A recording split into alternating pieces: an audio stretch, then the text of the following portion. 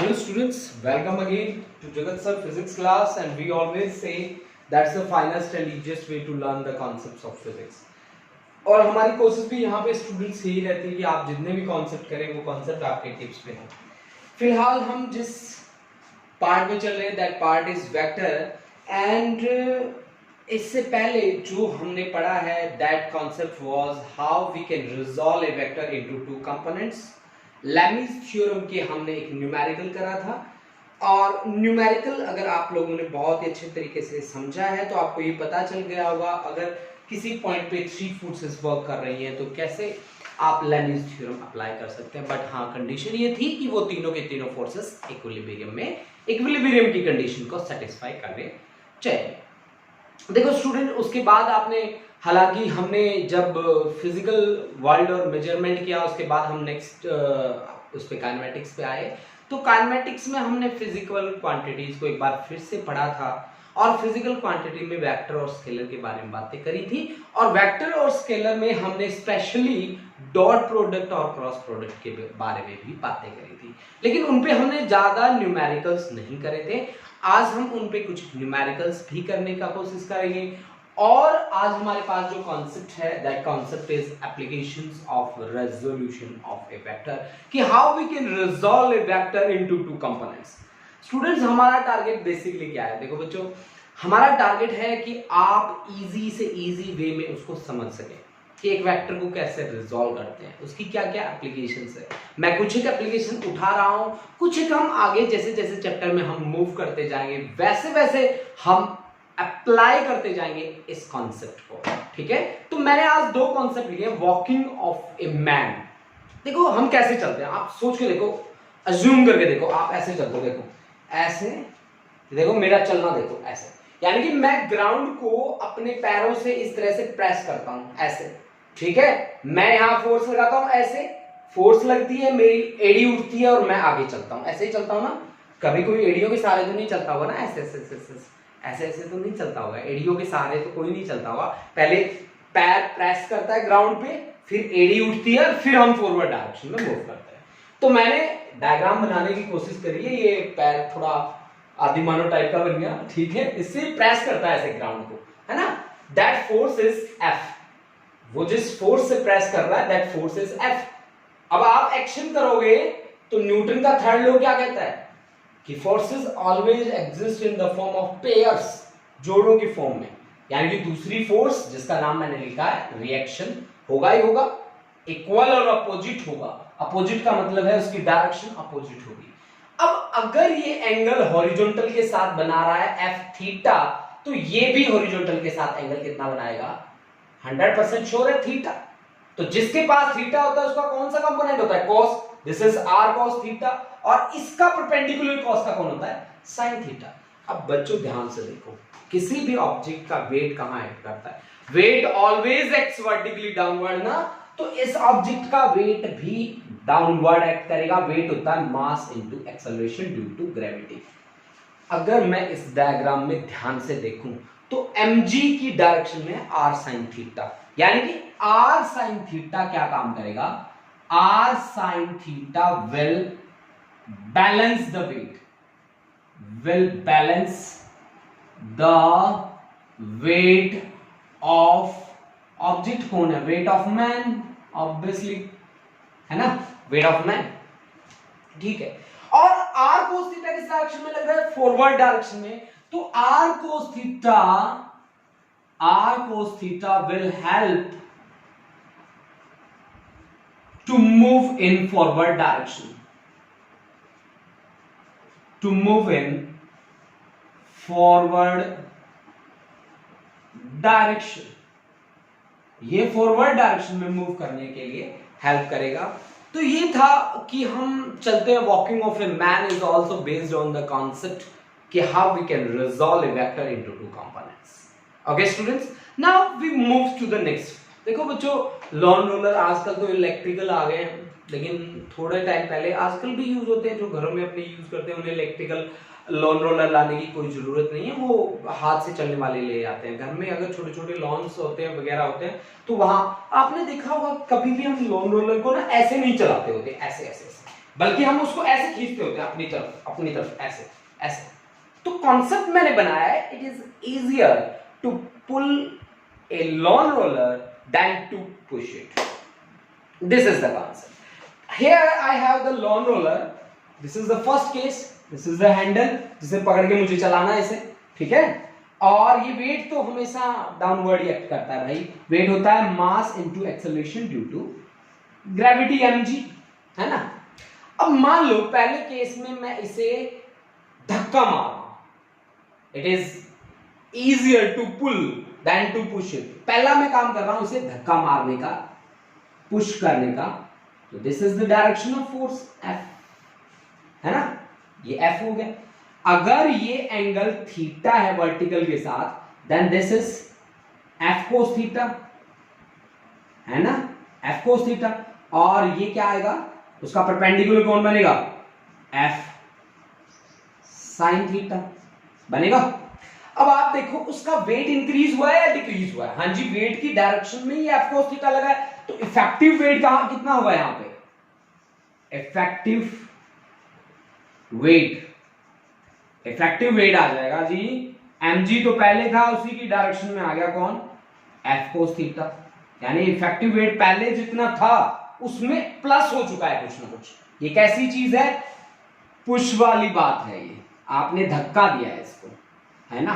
अब आपको अपनी तरफ खींचना है, अगर मैं इस लॉन रोलर को अपनी तरफ खींचूं, then this is the direction of force, है ना, ये मेरी तरफ आएगा।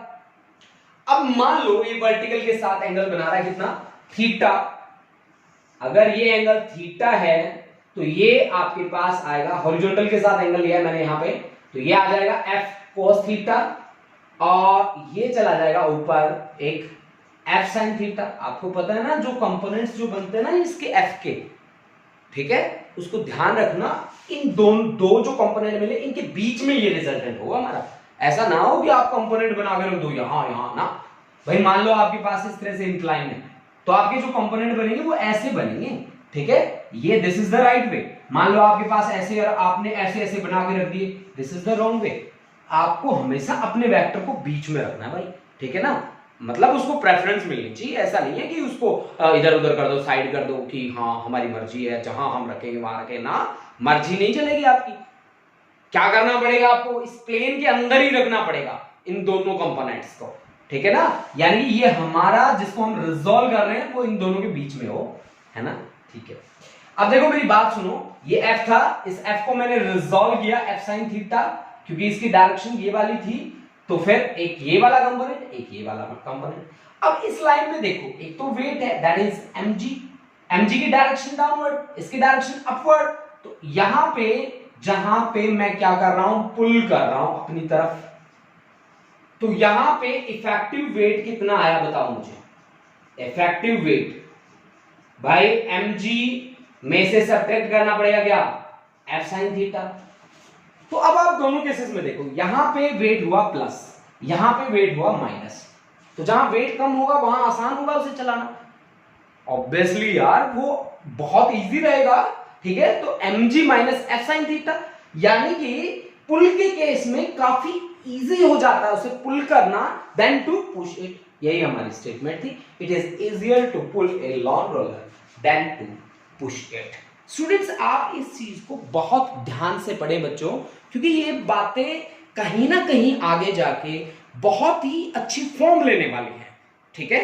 अब मैं बात करने वाला हूं डॉट प्रोडक्ट और क्रॉस प्रोडक्ट पे। डॉट प्रोडक्ट को मैं कह के चलता हूं कि this is the scalar product, और क्रॉस प्रोडक्ट को मैं कहता हूं ये क्या है, ये एक वेक्टर प्रोडक्ट है। स्टूडेंट्स इनके रूल्स जो हैं वो मैं फटाफट आपको लिखाने वाला हूं, आप मेरे साथ साथ नोट करते जाएं, ठीक है। हम इस पे ज्यादा टाइम नहीं लगाएंगे क्योंकि हमने एक लेक्चर पहले भी कवर कर रखा है इन दोनों के दोनों कॉन्सेप्ट पे, लेकिन फिर भी हम रिवीजन के लिए इनके न्यूमेरिकल्स को परफॉर्म करने के लिए हम एक बार फिर से परफॉर्म करने जा रहे हैं डॉट एंड क्रॉस प्रोडक्ट। तो आप मेरे साथ साथ शुरू हो जाइए बच्चा पार्टी, स्टार्टिंग करते हैं dot product.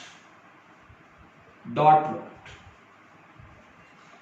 of two vectors, of two vectors Let us consider we have two vectors, vector A and vector B. Both are inclined at an angle theta with each other. दोनों के बीच angle theta है. Then the rule says कि A dot B, ऊपर मैंने arrow लगाया, उसका मतलब क्या है? This is the vector quantity. A dot B, this is equal to AB cos theta. अगर मैंने इसके ऊपर कोई सिंबल नहीं लगाया, व्हाट इट मीन? आप बताइए मुझे क्या मीनिंग होगा इसका? मैंने कोई सिंबल नहीं लगाया इसके ऊपर, इसका मीनिंग है this is the magnitude of A vector and this is magnitude of B vector into cos of angle between that. And we have considered three unit vectors along according to Cartesian coordinates. According to Cartesian coordinate, this is origin, this is x-axis, this is y-axis, this is z-axis, and I say I cap is unit vector along x-axis, j cap unit vector along y-axis, and k cap unit vector along z-axis. X, y, and z are mutually perpendicular to each other, so we say I, j, k are also mutually perpendicular to each other. And here, from here, I say कि I dot I, इनका magnitude कितना होगा? Unit vector है. Unit का क्या मतलब होता है? यूनिट का मतलब होता है मैग्नीट्यूड जिसका 1 है, जिसका काम है केवल और केवल डायरेक्शन को रिप्रेजेंट करना, यानी कि 1 into 1 into cos of angle between them cos 0 की वैल्यू होती है 1. सिमिलरली j डॉट j, दोनों का मैग्नीट्यूड 1 दोनों के बीच angle 0 degree, this is also 1. Similarly k dot k, दोनों का magnitude 1 cos of angle between them is 0, this is again 1. If I take I dot j dot k dot I, तो सभी का मैग्नीट्यूड 1 है and cos of angle between them angle है 90, cos 90 value. Students एक बात आप याद रखना कि यहाँ पे रिजल्ट 1 और 0 आ रहा है, मतलब स्केलर क्वांटिटी आ रही है, इसीलिए डॉट प्रोडक्ट को हम क्या बोलते हैं? स्केलर प्रोडक्ट बोलते हैं. स्केलर प्रोडक्ट बोलते हैं. ज्यादातर ये लीनियर मोशन से जुड़ी हुई होती है, ठीक है, लीनियर मोशन से डील करता है, ठीक है. यहाँ रिजल्ट 1 और 0 आता है. आप ध्यान रखना डॉट प्रोडक्ट के केस में अगर सिमिलर वेक्टर्स आ रहे हैं तो रिजल्ट 1 होगा, अगर डिसिमिलर आ रहे हैं तो रिजल्ट हमेशा क्या रहेगा? 0 रहेगा. इसकी प्रोडक्ट को सॉल्व करने का बहुत इजी वे है. जैसे मान लीजिए मैं आपको एक वेक्टर दे देता हूं, a vector is equal to i cap minus 2j cap plus k cap. b vector है मेरे पास 2i cap plus j cap minus k cap, ठीक है. आप मुझे बताइए a डॉट b, तो मैं क्या करूंगा? डॉट प्रोडक्ट मुझे निकालने, सिंपल. i वाले को i वाले से भिड़ा दो, i वाले को i वाले से भिड़ाएं तो 1 into 2 क्या होगा? 2. j वाले को j वाले से, तो यानी कि ये प्लस माइनस 2 into 1, ठीक है, और प्लस k वाले को k वाले से 1 into माइनस 1, यानी कि 2 minus 2 minus 1, this is -1 answer, है ना. बहुत ही इजी है. i वाले को i वाले के साथ भिड़ा दो, j वाले को j वाले के साथ भिड़ा दो और k वाले को k वाले के साथ भिड़ा दो, ठीक है. आपकी बात बन जाए. अब देखो डॉट प्रोडक्ट में कौन आता है? डॉट प्रोडक्ट में आता है जी, एक तो आता है आपका work done. Work done is dot product of force and displacement. Work done is dot product of force and displacement, ठीक है जी. तो वर्क डन डॉट प्रोडक्ट है ना, इसीलिए इसको हम क्या बोलते हैं? स्केलर क्वांटिटी बोलते हैं. स्केलर क्वांटिटी हम इसको बोलते हैं, ठीक है जी. स्केलर क्वांटिटी हम इसको बोलते हैं. एक हम करंट को भी स्केलर क्वांटिटी बोलते हैं. Current is a scalar quantity. क्यों बोलते हैं? आप सभी लोग सोच रहे होंगे कि करंट की तो डायरेक्शन होती है, फिर भी हम उसको क्या बोलते हैं? स्केलर. क्यों बोलते हैं भाई स्केलर? अब आप एक बात बताओ मुझे, वेक्टर क्या कहेगा कि आप 20 एम्पियर का करंट इधर लेके जा रहे हो, उसी के पास से एक वायर निकाल दो 20 एम्पियर, तो वेक्टर लॉज ऑफ एडिशन आपको कहता है कि यहां से फिर रिजल्टेंट करंट क्या बनना चाहिए? रिजल्टेंट बनना चाहिए आपका 0. रिजल्टेंट तो 0 बनना चाहिए. लेकिन क्या ऐसा होता है कि भाई हमने एक वायर निकाल दी हो जो 20 एम्पियर कैरी करती हो और दूसरी भी 20 एम्पियर कैरी कर रही है बट उसकी डायरेक्शन अपोजिट है, क्या आपके घर में आगे करंट 0 हो जाएगा? कभी नहीं होगा, नहीं होगा ना. व्हाट इट मीन कि current does not obey vector laws of addition. That's why current is considered to be a scalar quantity. That's why current is considered to be a scalar quantity. मेरी बात समझ रहे हैं आप लोग? समझ रहे हैं ना? अब इस बात का पर्पस क्या है मुझे यहां बताने का? यहां बताने का पर्पस ये है कि इसके ऊपर बेस होकर बहुत सारी बातें मैं बता दूंगा आपको. एक तो मैंने कहा कि current is a scalar quantity, है ना? करंट को मैंने क्या कहा? Scalar quantity. तो चार्ज क्या होता है मेरे को ये बताओ. Charge is equal to current into time. Time तो पहले से एक स्केलर क्वांटिटी है और करंट भी क्या है? Scalar quantity. तो charge is also a scalar quantity. Charge भी क्या हुआ? Scalar quantity. अब चार्ज अगर स्केलर क्वांटिटी हुआ तो पोटेंशियल भी एक स्केलर क्वांटिटी हुआ. पोटेंशियल क्या होता है? Work done per unit charge.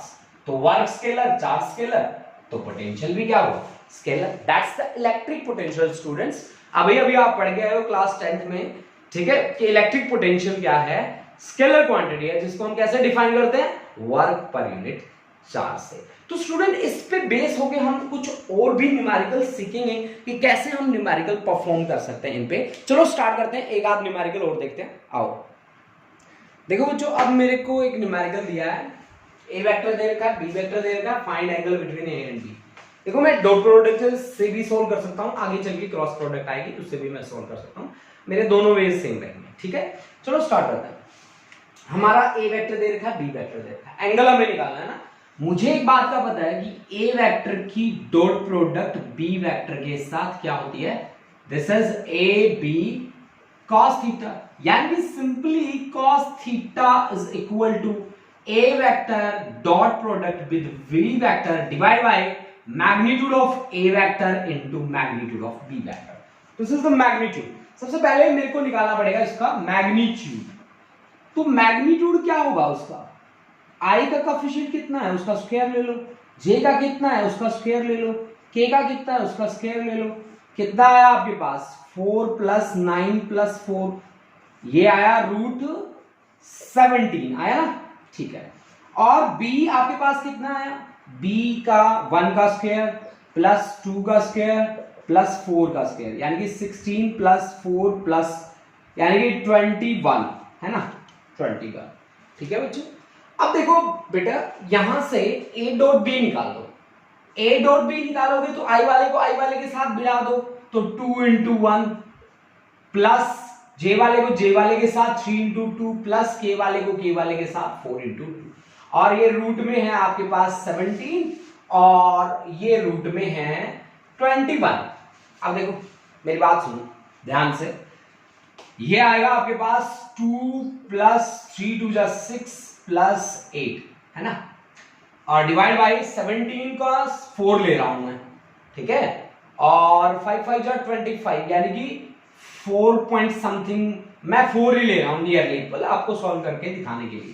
तो this is cos of theta, यानी कि 8 × 10 10 और 16 और 4 × 4 यानी कि 4 × 4 = 16 यानी 1.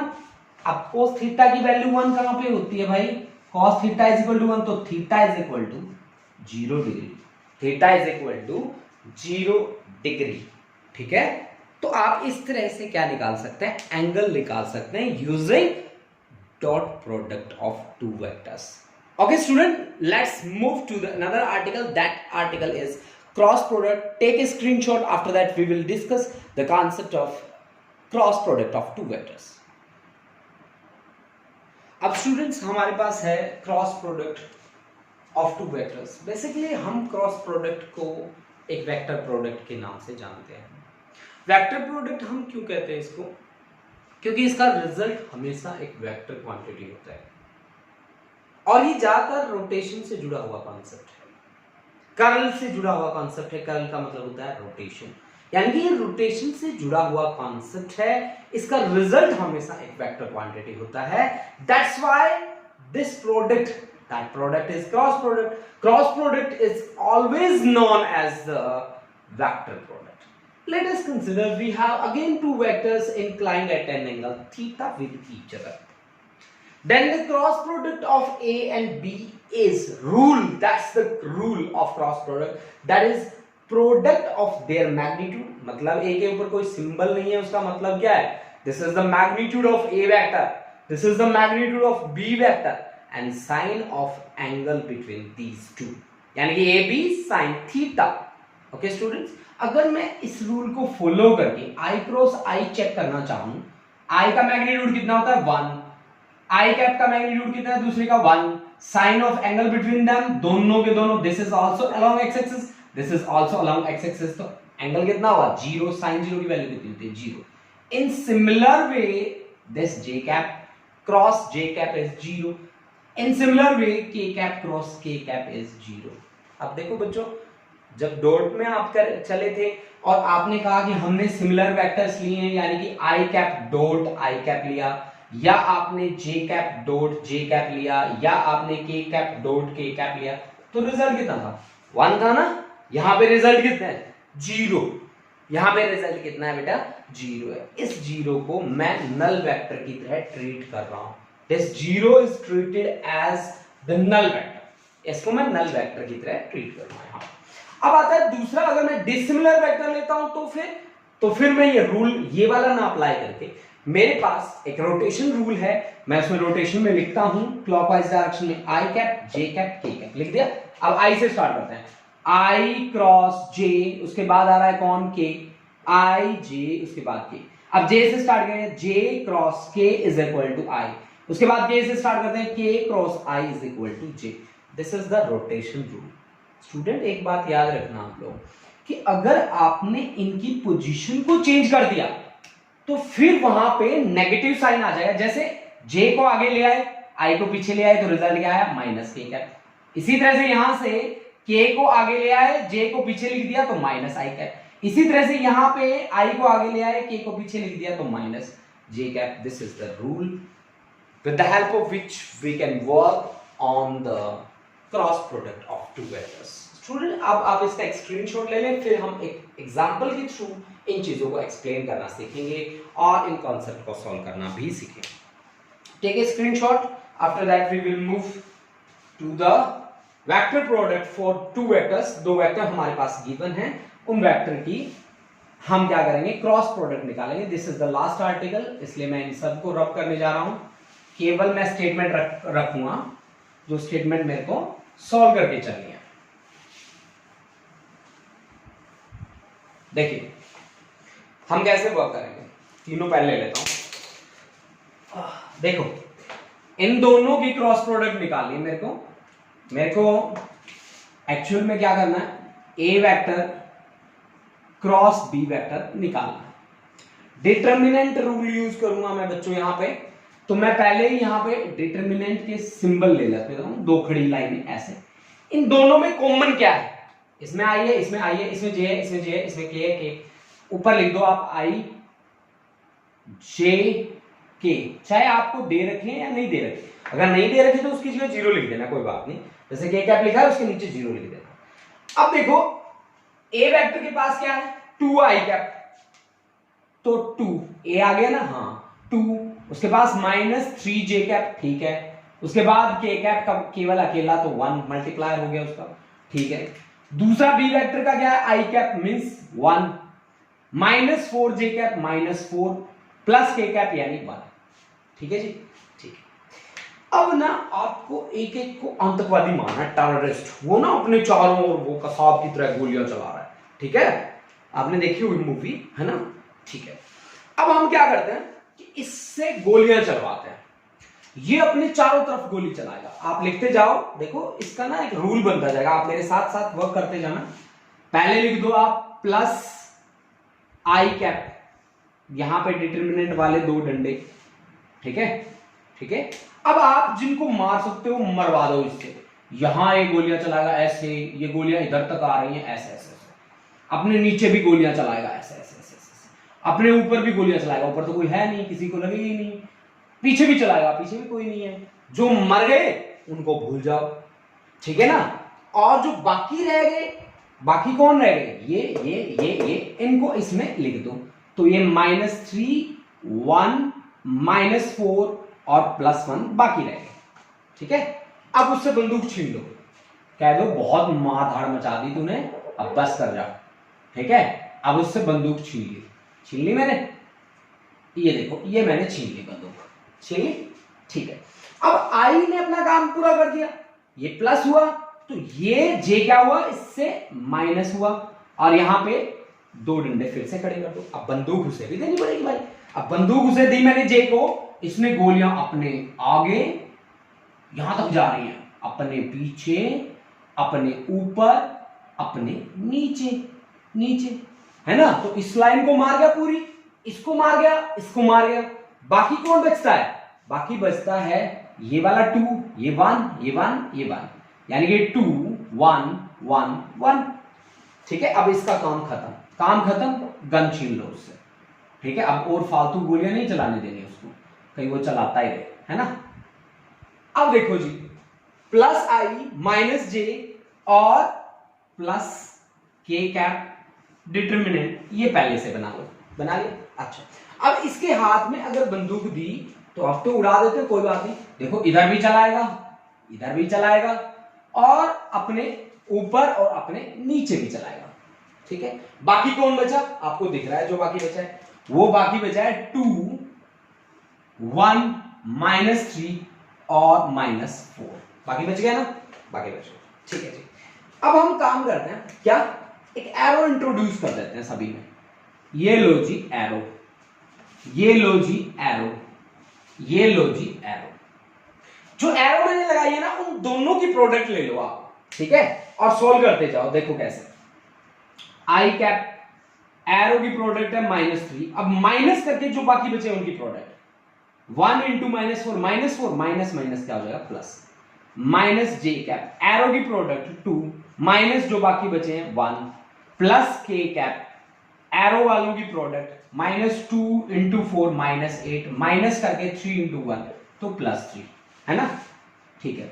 तो ये आपके पास आया आई कैप और माइनस जे कैप और -5 के cap. This is the final answer. This is the way we can deal with the numericals based on cross product of two vectors. Students, जो हमने यहाँ पे जो तरीका हमने यूज किया है वो मैंने आपको एक शॉर्ट ट्रिक के मेथड से आपको करवाया है। अगर आप इसको पीछे से थोड़ा सा बैक करके देखते हैं, समझते हैं अच्छे तरीके से इस कॉन्सेप्ट को, तो आज ही आपका क्रॉस प्रोडक्ट का कॉन्सेप्ट आपके टिप्स पे हो जाना है। I am 100% sure about that. चलो एक न्यूमेरिकल और भी करके देखते हैं, हम देखते हैं कि हम क्या क्या और कर सकते हैं। देखो आपको क्या कहता है कि मान लीजिए मैं आपको कोई भी दो वेक्टर दे रहा हूं और दोनों के दोनों वेक्टर मैं पैरेलल बता रहा हूं, ठीक है। हम अपनी तरफ से बना लेते हैं ना। मान लीजिए मैंने एक वेक्टर बनाया p vector, that is 2 i cap minus x j cap plus 3 k cap, और q वेक्टर है मेरा i cap plus j cap और प्लस k कैप। मुझे ये दिया गया है कि these are parallel, then find value of x, value of x की वैल्यू आपको निकालनी है। ये दोनों के दोनों पैरेलल हैं जी, है ना। पैरेलल है तो एंगल कितना है इनके बीच में, 0 हुआ। पैरेलल का मतलब यही होता है, तो थीटा कितना हो गया यहाँ पे 0 डिग्री। अब आप मेरे को बताइए कि p vector cross q vector is equal to क्या हुआ, pq sin 0। sin 0 की वैल्यू क्या आती है 0, यानी कि p वेक्टर का क्रॉस प्रोडक्ट निकाल लेता हूं q के साथ और उसको 0 के इक्वल रख देता हूं, m की x की क्या पता वैल्यू कहीं ना कहीं से आ जाए। तो चलो फिर हम स्टार्ट करते हैं। p vector cross q vector, वही i cap j cap k cap. अब i का कौन है 2 माइनस x और 3, यहां पे कौन है 1 1 1, ठीक है जी। तो i कैप आप ले लीजिए, i कैप लेंगे तो माइनस x और 3 1 1, है ना। i कैप वाला गोलियां चलाएगा ना इधर उधर, अपने आगे पीछे ऊपर नीचे। उसके बाद माइनस j कैप, नीचे वाला गया इधर वाला गया 2 3 1 1, और plus k cap 2 minus x 1 1, है ना। अब एरो इंट्रोड्यूस कर दीजिए, यानी कि आपके पास आएगा I cap minus X minus 3 minus J cap ये आएगा आपका 2 माइनस 3 और plus K cap this is 2 plus X, है ना। तो this must be equal to P cross Q is equal to 0 and 0 is equal to मेरे पास आया ये minus I cap X plus 3 और 3 minus minus minus plus J cap और plus 2 plus x और इंटू के कैप, है ना। ठीक है जी। तो फिर आपके पास यहां पे अगर मैं इसको लिख दूं 0 आई कैप प्लस 0 जे कैप प्लस 0 के कैप तो कोई गलत नहीं है। फिर x वाला कंपोनेंट x प्लस 3 और into I cap with negative sign which is equal to 0 into I cap से आई कैप कैंसिल, तो फिर x इज इक्वल टू आ गया -3। ठीक है, आई कैप के लिए x कंपोनेंट उसका 3 आ गया, ठीक है। और y कंपोनेंट उसका कितना है 0 और z कंपोनेंट उसका कितना है x plus 2 is equal to 0, तो x इज इक्वल टू -2। ठीक है, तो ये आपका z कंपोनेंट है, यानी कि x की जो वैल्यू आई है हमारे पास x इंटू जे कंपोनेंट था हमारे पास, तो यहाँ पे -3 और -2 इस तरह से आप वैल्यूज निकाल सकते हैं। यानी कि आपने y कंपोनेंट के साथ डील किया, यानी कि आप y के साथ डील कर रहे तो 100% श्योर है x और z में आपका रिजल्ट आपके पास आएगा। ठीक है स्टूडेंट्स, तो आप इस तरह से न्यूमेरिकल अपने आप भी बना सकते हो, अपने आप न्यूमेरिकल के साथ डील कर सकते हो। स्टूडेंट्स, हमने यहाँ पे जो वर्क करने की कोशिश करी है वो है क्रॉस प्रोडक्ट को सॉल्व करना। स्टूडेंट, हमने यहाँ पे बेसिक एक छोटा सा टारगेट लिया था, उस टारगेट में हमने कैसे हम न्यूमेरिकल के साथ डील कर सकते हैं डॉट और क्रॉस प्रोडक्ट के साथ। हमारा टारगेट इस लेक्चर में यही था कि आपको वो स्टेप सिखाना जिन स्टेप के थ्रू आप न्यूमेरिकल परफॉर्म कर सकते हो डॉट और cross product of two vectors पे। This is the target. ठीक है, अब आप अपने आप कुछ न्यूमेरिकल कीजिए, जो डाउट्स आपको आ रहे हैं आप कमेंट कर दीजिए या मेरे को इनबॉक्स कर दीजिए मेरे व्हाट्सएप नंबर पे। मेरे व्हाट्सएप नंबर डिस्क्रिप्शन बॉक्स में आपको दिए जाएंगे। Thank you student, have a nice day.